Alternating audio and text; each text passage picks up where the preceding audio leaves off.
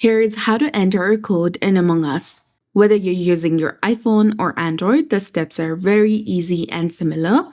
So I'm using an Android device in this example. So you need to open the Google Play application and find Among Us and install or update it first. And after opening Among Us, you'll see a home screen like this where you can adjust your settings. Now to enter a code, click on the play button on the left and you'll get two different options of online and local. Select online. Now choose the private option to enter the code. Go ahead, select enter code option.